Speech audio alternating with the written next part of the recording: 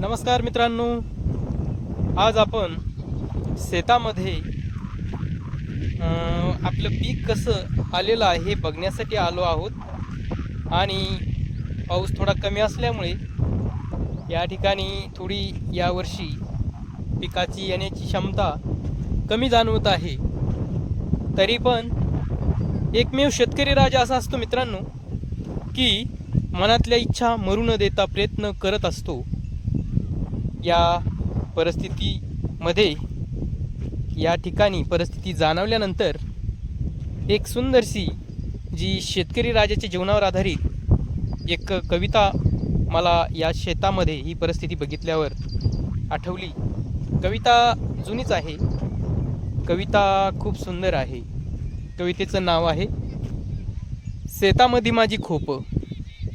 तर मित्रांनो, ही जी कविता आहे, आपण ज्या वेळेला शालेय उपक्रमामध्ये ही कविता वाचत होतो तर बालमनावर एक संस्कार घडवण्यासाठी हे काव्य अतिशय महत्त्वाचं होतं.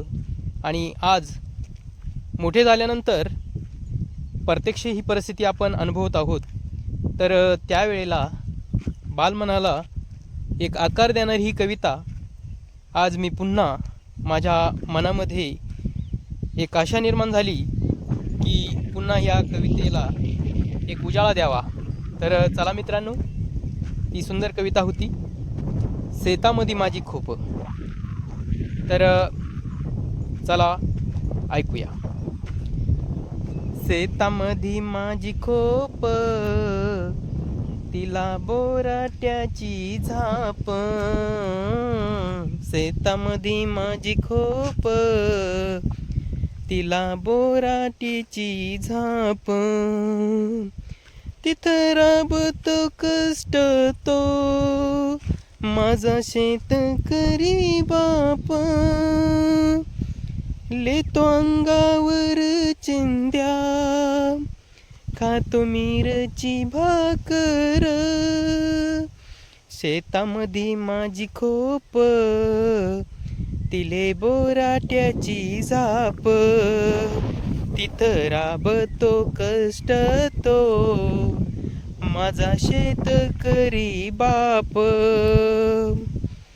काडी ऊसाचे 5 टन, ऊसाचे 5 टन, जगा मिळाया साकर.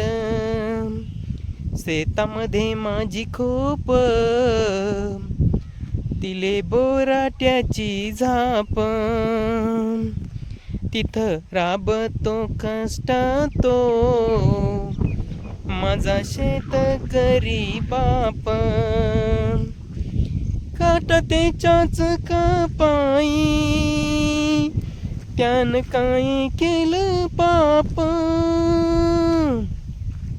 उभ्या जगाचा पोशिंदा माझा बाप शेतकरी. त्याच्या भाळी लिहिलेला रात्रंदिवस कामधंदा. उभ्या जगाचा पोशिंदा माझा बाप शेतकरी. त्याच्या भाळी लिहिलेला रात्रंदिवस कामधंदा. शेतामध्ये माझी खोप, तिले बोरट्याची झाप. तिथे राबतो कष्ट तो माझा शेतकरी बाप. जय जवान जय किसान.